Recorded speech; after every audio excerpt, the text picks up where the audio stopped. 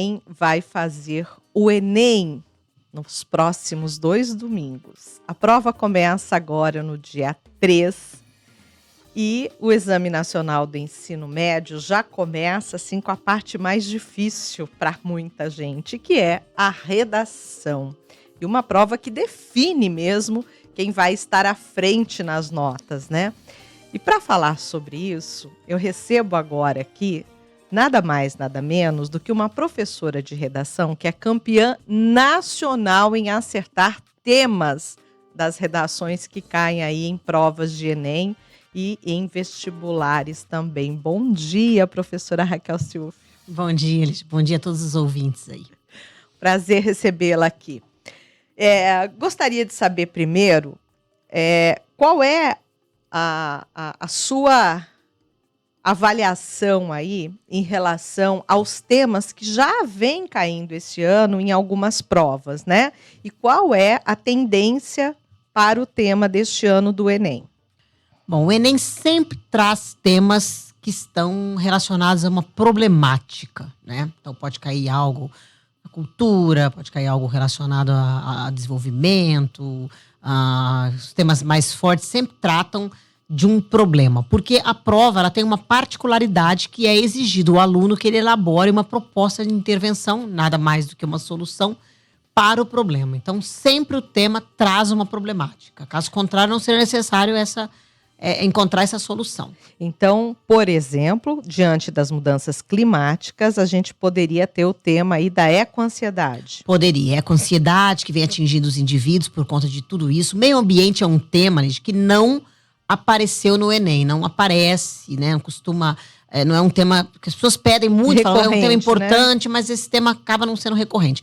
Mas esse ano ele pode aparecer, porque nós tivemos aí algumas mudanças climáticas bastante significativas, né? Essa percepção do que vem acontecendo, da ação antrópica, né, ao longo dos anos, nós temos percebido isso, e esse ano nós tivemos as enchentes do Rio Grande do Sul e uma série de incêndios, queimadas, né, que atingiram todo o país. Então é um tema que pode aparecer, embora o Enem não costume trazer tema óbvio. Geralmente, quando os alunos começam a perceber, eles vão buscando 10 temas que podem aparecer, a experiência diz que os temas não estão ali na superfície, é preciso mergulhar um pouco mais fundo.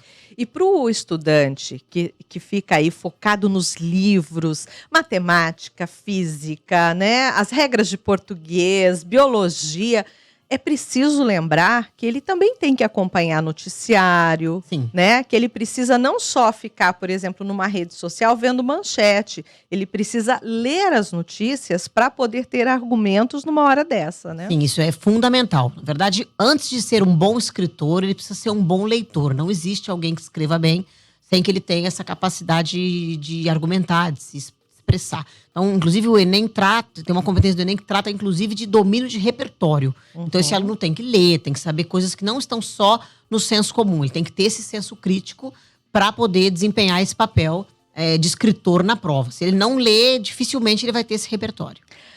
Nesses últimos dias, eu havia feito essa pergunta aqui antes da gente começar a entrevista, quantos alunos atualmente você está atendendo? E ela me falou que é para lá de 200, tá? Nesses últimos dias. Então, entre essas turmas, comparado com décadas passadas, você percebe que os nossos jovens hoje, eles leem menos e esse conteúdo está sendo prejudicado? Sim, na hora da redação? Os jovens, de um modo geral, eles leem menos. Mas aconteceu também um fenômeno que as pessoas pouco conhecem, que por conta da entrada nas redes sociais, Instagram, entre outros aplicativos aí, esses alunos, eles se expõem mais, então eles escrevem aqueles textos maiores. Então, na verdade, eles têm escrito mais, sabe?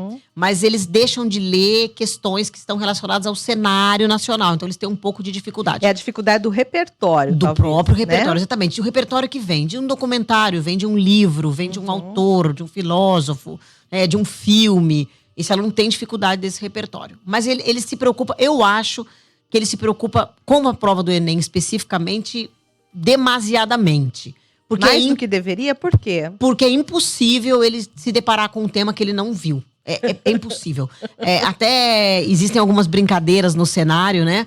E o aluno falava, eu vou abrir a prova se eu não souber nada. É impossível, porque se ele mora no país, se ele assiste a um noticiário, né? Se Se ele lê, ele vai se deparar com um tema que ele vai conseguir fazer. Talvez ele não tenha um repertório muito completo sobre esse tema, mas aí ele busca através do painel de leitura e ele consegue organizar as ideias de uma maneira adequada para construir a redação dele. Tem que ter calma na hora da prova, porque esse conteúdo, se ele estudou, esse conteúdo vem. Não vem se é um aluno que não lê, de fato não escreve, se não produziu redações durante o ano, mas se ele leu, se ele participou das aulas, se ele teve acesso a noticiário, é difícil que esse aluno não saiba escrever sobre o tema que vai aparecer. Vamos então para o dia da prova. Sim. O aluno chegou lá, recebeu o caderno e chegou o momento de abrir o caderno. Certo. O que ele precisa estar atento nesse primeiro momento para já não começar errado? Bom, abrir o caderno de provas, primeiro vem aquele desespero. Abro o caderno, não abro, né? Como olha o tema devagar, olha o rápido, eles têm muito isso, né? Fui abrindo devagarzinho assim para ver o tema. E eu falo para eles o seguinte, primeira coisa que o aluno tem que fazer é abrir o caderno de provas, ele tem que ler o tema e ler o painel de leitura. Existem algumas dicas que são cilada pura, tipo, abre a prova, do tipo, abre a prova, já começa a fazer redação à caneta. Não. O aluno tem que ler esse tema, ler o painel de leitura, perceber para qual encaminhamento, né, a banca examinadora está direcionando esse aluno, porque existe um encaminhamento. E uma dica que eu acho que é uma dica infalível, né? Abrir o caderno de prova e transformar o tema em uma pergunta. Isso vai fazer com que o aluno encontre as respostas que ele precisa para dentro do texto e para que ele fuja de possíveis armadilhas, tá? Os temas do Enem costumam ser temas extensos, então ele precisa fazer aquela pergunta para encontrar o que ele quer. Tem um tema de 2015 que eu uso como exemplo, que foi o tema da violência contra a mulher. O tema foi a persistência da violência contra a mulher.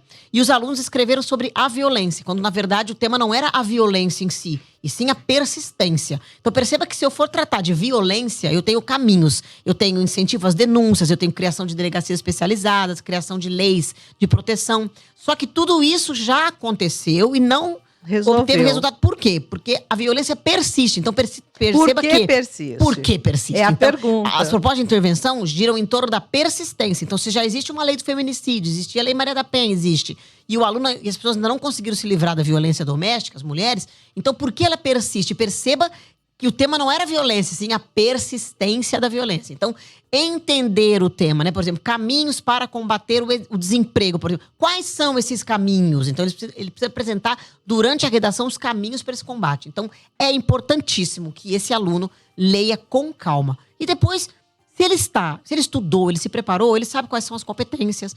A tipologia textual é uma tipologia que ele vê há muito tempo, que é a dissertação argumentativa convencional. Então, ele vai introduzir, vai trazer uma contextualização, um repertório, define a sua tese, que é o que ele vai defender dentro do texto, apresente causas, exemplos, consequências e solucione o problema. Esse é o objetivo da prova. Como ele faz a distribuição desses tópicos? Aonde ele vai escrever mais ou menos? Bom, na introdução, ele vai apenas trazer uma contextualização. Por exemplo, ele pode iniciar o texto com um fato histórico. Se o tema fosse algo relacionado a meio ambiente e a aquecimento global, nós podemos falar do surgimento das indústrias, né? E da poluição, poderia falar da Revolução Industrial, né? Que trouxe toda essa necessidade de consumir. Antes as pessoas, no início da Revolução e bom tempo depois, as pessoas entendiam que o lucro estava acima de tudo. Então, o meio ambiente não foi preservado dessa forma. E aí esse aluno fez essa contextualização. Trouxe, por exemplo, o repertório histórico. O Enem gosta muito de repertório de história. Mostra que o aluno domina várias áreas do conhecimento, né? Ele estudou, está preparado. Definiu a tese, né? Que as mudanças climáticas são um problema. E esses problemas derivam do quê? Então, quais são as razões, principalmente a ganância, né? A falta de cuidados com o meio ambiente, a impunidade, né? Uma fraca legislação. Dentro do desenvolvimento é que ele vai concentrar os argumentos. Ele só pode argumentar de fato no segundo e no terceiro parágrafo do texto. Eles são conhecidos como desenvolvimento 1 e desenvolvimento 2. Por quê? Se ele argumenta muito na introdução, no desenvolvimento isso se torna repetitivo, porque ele já fez tudo isso. E no fecho ele não pode mais argumentar. Porque ele precisa de um espaço, inclusive, bem adequado para retomar da tese, né? Por exemplo, diante do exposto, para combater ou para amenizar os efeitos das mudanças climáticas, ele precisa da solução. E a solução tem que estar detalhada. Então, para a solução, nós precisamos do agente, quem vai propor a intervenção, não é? Quem vai atuar, da ação que vai ser feita, do modo como essa ação vai ser feita, o detalhamento dessa ação e a finalidade maior de resolver o problema. Então, essa é a estrutura Não é perfeita do difícil, texto. professora. Não é difícil. O aluno que está preparado… Olha, nós temos o aluno um que está jovem preparado rindo aqui consegue. já no estúdio. Não é, porque é Não questão de conectar e Exato. programar o pensamento, não é isso? Exatamente. O Enem também exige do aluno o domínio de recursos linguísticos. Aham. Então, esse aluno tem que ter estudado, tem que saber quais são os Claro. conectivos, né? Se ele vai iniciar um segundo parágrafo, por exemplo, com primeiramente, depois no terceiro parágrafo do texto, em segunda análise, ele traz outros elementos. Então, ele retoma no final essa tese. Se ele estiver preparado, ele não vai ter dificuldade. Que dicas sensacionais. Agora vamos falar do antes, tá? Certo.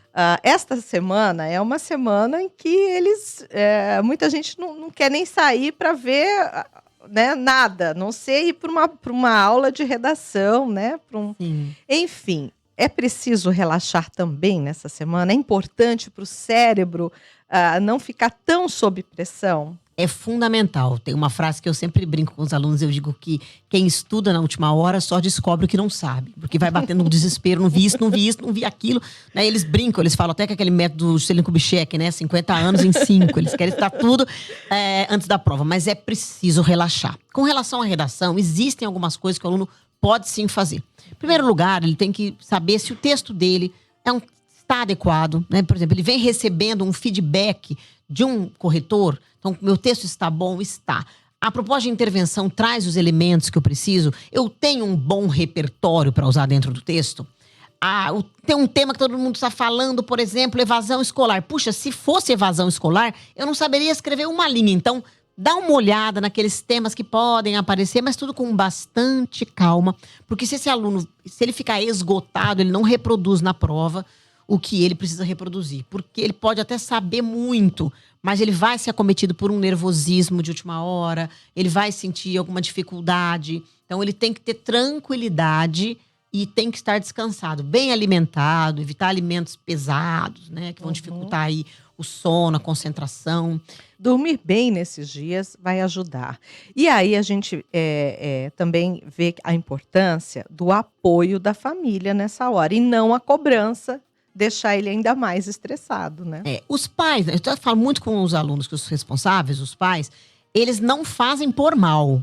Né? Eu acredito até que eles querem ajudar. Eles querem ajudar. Na verdade, eles querem que o filho passe logo, porque eles sabem da carga, de estresse, da preparação toda. Mas nesse momento, é melhor deixar o aluno tranquilo. Tem casos clássicos, por exemplo.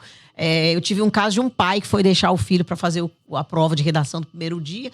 Antes do filho sair do carro, ele disse: olha, que seja o último Enem, viu? Porque eu não vou mais pagar a sua escola no ano que vem, não vou pagar cursinho. Eu até entendo que o pai pense dessa forma, mas eu acho que nesse momento… Não é hora de falar isso. Não é a hora. Esse aluno já fica desestabilizado. Sim. Por quê? Porque as pessoas não entendem que realmente é uma preparação. A prova do Enem, ela causa muito impacto na vida do estudante. Mais até do que provas mais difíceis. A prova do Enem é uma prova extensa, mas não é uma prova difícil de ser feita. É que temos pouco tempo, o conteúdo, a prova é muito extensa, os textos são muito longos, o aluno tem essa dificuldade, mas é uma prova que já causa uma ansiedade. Primeiro porque ela é porta de entrada para várias universidades, né? Você vai usar a nota do Enem para várias universidades. Alguns vestibulares, universidades federais, usam a nota do Enem da redação. Não tem nem vestibular próprio. Isso. Então, esse aluno ele precisa ter essa tranquilidade. E depois está todo mundo falando disso. E o aluno já sente essa pressão. Então, no momento… deixar. Eu acho que até aqui o que foi feito, né? Se não der certo, mudança de estratégia para o próximo ano. E qual é o principal erro, ou os principais erros que os estudantes cometem? Você chegou a citar aqui indiretamente, não faça a prova, não comece escrevendo a caneta. Sim. Esse é um erro, porque no desenvolver o texto, ele pode ter outras ideias, né? Então, na hora de passar limpo… né? Enfim. Na minha opinião, esse é um erro muito comum, grave e muito comum que os alunos cometem. Alguns professores, infelizmente, orientam os alunos nesse sentido, por conta do tempo. Então, tem alunos que começam a treinar a caneta, porque realmente nós temos pouco tempo na prova, né? Porque a prova tem muitas questões além da redação. Então, o aluno, às vezes, ele já vai direto à caneta. Numa pressa absurda. O que acontece? Se ele erra ou se depois ele quer mudar alguma coisa, não tem como. Então, a minha dica principal é abrir o caderno de provas. A primeira coisa que o aluno vai fazer é a redação. Faça a redação, deixa o rascunho pronto. Porque a cabeça está tranquila. Isso. Está fresca, chegou para fazer a prova. faça a redação. Depois de feita a redação, vá fazer as outras questões. Terminadas as questões, volta para passar o texto a limpo. Naquele momento, naquele retorno, se ele quer mudar algo, se ele mudou alguma perspectiva do que colocar na prova, aí ele faz essa mudança. E é uma questão de saber administrar o tempo, Muito, né? muito importante. Por isso, por exemplo, no meu curso nós fazemos 12 simulados num ano. 12 simulados Enem. Um por mês. Um por mês para treinar esse aluno à produção. Por quê? Esse aluno precisa produzir. Chegamos a produzir, às vezes, mais de um por mês, porque o aluno conte o tempo. O tempo é moeda de ouro no Enem. E no Enem e na vida, porque isso é um aprendizado para a vida. Hoje todos nós precisamos administrar o tempo em qualquer situação. Qualquer situação. Sim, a semana começa antes da própria semana, não é? Mas eu acho que não é o principal erro. As pessoas brincam muito com a questão do acerto dos temas. Mas no dia do Enem, a oração que eu faço de proteção para os alunos é para que eles abram o caderno de prova e leiam o painel de leitura. O painel de leitura tem praticamente tudo que o aluno precisa. Ele pode usar aquele painel como fonte de interpretação. Jamais o copia-cola. Usar os dados que estão ali. Mas ele direciona. Mas ele direciona e ele mostra, por exemplo, se há uma direção que vai prejudicar o aluno, como ele não sair do eixo temático. E as pessoas brincam muito. O acerto é importante. Na verdade, o acerto não é tão importante. Lógico que o aluno fica muito tranquilo quando ele abre a prova e se depara com um tema que ele já fez. Mas o acerto não garante nada, porque você pode acertar o tema, mas não acertar o recorte temático. Então o aluno pode, por exemplo, o professor pode trabalhar com o tema alcoolismo. Aí no Enem o tema é álcool e jovem. Ele tem um recorte temático para o jovem. Então é importante saber escrever muito mais que acertar, né? Acho que isso é fundamental. Então acho que a principal dica é aquela que você já deu no início. Ao abrir a prova, né? Leia mais de uma vez e tente entender o que a banca examinadora está querendo. Está querendo, sim. Né? Essa é a dica mais importante. E o aluno tem que entender que ele não vai ver um tema que ele nunca viu na vida. É impossível, é impossível. Se ele mora no Brasil, ele sabe de todos os problemas sociais. E o que não pode faltar nesse texto aí, ou que, assim, eu acho que na hora da pressa a gente tem falado isso muito, né? O pessoal hoje, por escrever nas redes sociais, abrevia-se muito. Isso não, jamais. Né? Então não pode abreviar nada. Nada, não, de jeito nenhum. Não pode esquecer um ponto. Não, colocar uma vírgula a mais. Exatamente. Né? Então, o Enem tem uma competência que trata só do domínio da norma culta, né? E graças a Deus, não é? Porque é tão importante que eles saibam falar, escrever corretamente. Isso tem que ser preservado. Então, não pode. Norma culta, impecável, nenhum erro de gramática. Coisas simples, às vezes, que tiram um ponto do aluno, como não abrir o espaço paragráfico, não deixar a tese bem definida no início do texto, que é o assunto que vai ser discutido. A falta de uma crase ou a crase errada é outro erro super comum. É um erro muito comum. Os erros de gramática, eles chegam a prejudicar o aluno. Dependendo da quantidade de erros, não tanto quanto ele pensa, mas vão trazer prejuízo. Sim, vão trazer porque prejuízo. Aí se ele já errou em alguma outra coisa somado a isso, a nota dele vai diminuindo. Na verdade, eu costumo brincar e falo com os alunos que nós precisamos atacar em diversas frentes. Por quê? Inclusive a letra ali tem que ser legível. Sim, os alunos às vezes passam escrevendo texto um ano todo, aqueles garranchos. Eu lá coloco para fazer caligrafia, né? Porque eu falo, a letra mais bonita, né? Ela é lida de uma maneira assim, o examinador lê de outra forma, porque a leitura flui. Ele não tem que toda hora parar, tentar interpretar o que está escrito ali, né? A letra não precisa ser bonita, mas ela tem que ser uma letra legível. A limpeza do texto, né? O excesso de rasuras prejudica o aluno. É mais ou menos como se você imaginasse, puxa, um dia tão importante e esse aluno não teve o cuidado de produzir um texto adequado. Então, tudo isso é muito importante. Escrever as 30 linhas é fundamental. Eu acho que a primeira percepção da banca examinadora, quando ela pega esse texto, é o visual. É o visual. Antes dela ler. Então, o aluno também tem que pensar Precisa nisso, cuidar disso, sim. Precisa ter um texto com repertório. Não adianta um texto baseado no senso comum. Então, esse aluno precisa de um dado histórico, precisa de um documentário, um filme, algo que vai dar embasamento ao que ele quer usar. Bom, que mais a gente pode dar de dica aqui? São várias as dicas. O que mais você acha importante nesse momento? Eu acho nesse momento importante fazer essa releitura, ver se existe algo, um flanco a descoberto aí, algo que esse aluno pode usar a favor dele, não é? Eu preciso melhorar um pouco mais a minha tese, eu estou com fragilidade. O Enem gosta, por exemplo, muito, além do fato histórico, das citações dentro da redação, né? As citações, elas visam, na verdade, corroborar aquele ponto de vista, mas elas precisam estar adequadas. Então, muitas vezes, o aluno não usa uma citação adequada, ele decora algumas citações e joga as citações daquele contexto, né? E eu até brinco Sem contexto. No curso, nós temos umas coisas muito fora do contexto. Nós brincamos muito no curso. Eu digo, gente, citação sem utilidade, jogada, né? É tão útil quanto buzina em avião. Não serve para absolutamente nada. Né? Então, tem que entender. Então, nós trabalhamos com vários temas. Essa semana eu dei um exemplo para os meus alunos na reta final. Nós estamos falando sobre a inclusão do ex-presidiário na sociedade, né? Um tema forte. Porque nós sabemos que hoje existe todo um problema relacionado a isso, né? Ele vai para a sociedade, as medidas não são de ressocialização. Nós sabemos, infelizmente, como funcionam, né? Como funciona o sistema carcerário no Brasil. E eu sempre falo, educação é uma proposta interessante, porque ela resolve uma série de problemas. E aí nós estamos colocando uma citação de Vitor Hugo, né? Que é uma citação clássica dele, que diz que quem abre uma escola fecha uma prisão. Então, dentro de um tema de educação, nós temos que ter uma citação boa, adequada. O aluno tem que estar afiado com relação a isso. Tudo isso vai fazer com que o texto seja visto com bons olhos. Respeito aos direitos humanos, né? Não fazer do seu texto uma plataforma de uso de discurso racista, homofóbico. Nada disso. Né?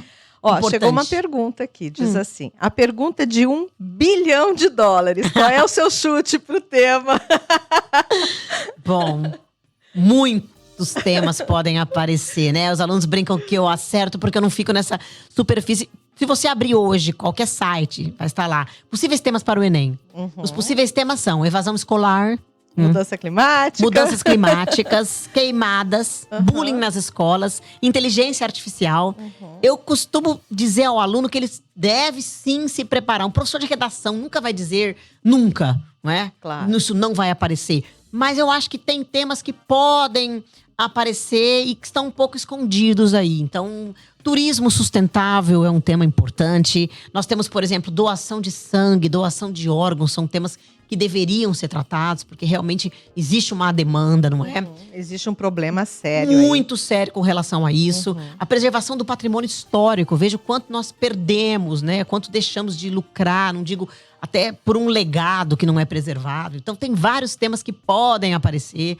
Né? As festividades regionais, como elas contribuem para o fortalecimento das comunidades, da sociedade. Então, tem temas que o Enem pode trazer. Gosto muito do tema da adoção. Acho um tema que precisa ser tratado. Temas muito polêmicos não devem aparecer na prova.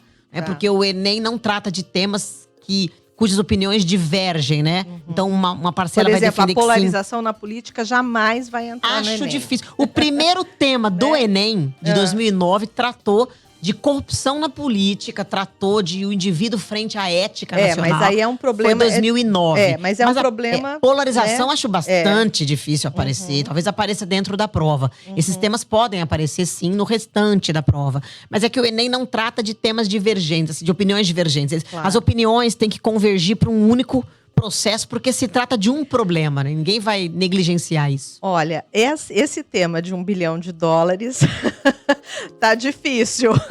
De $1 bilhão tá difícil. Mas olha, foi um bate-papo aqui muito importante para quem está nos acompanhando aqui. E se você quer deixar a dica para outros estudantes, pode rever essa entrevista lá no nosso canal no YouTube, CBN-CG Oficial. Professora Raquel Ciuffi, muito obrigada. Sou eu quem agradece novamente a participação. Pela sua disponibilidade de vir aqui, de passar essas dicas. É sempre um prazer estar aqui na CBN. E boa sorte aí a todos os estudantes. Boa sorte a todos os estudantes. Obrigada. Vai ser um sucesso, tenho certeza. A gente volta a falar depois do Enem, tá? Obrigada.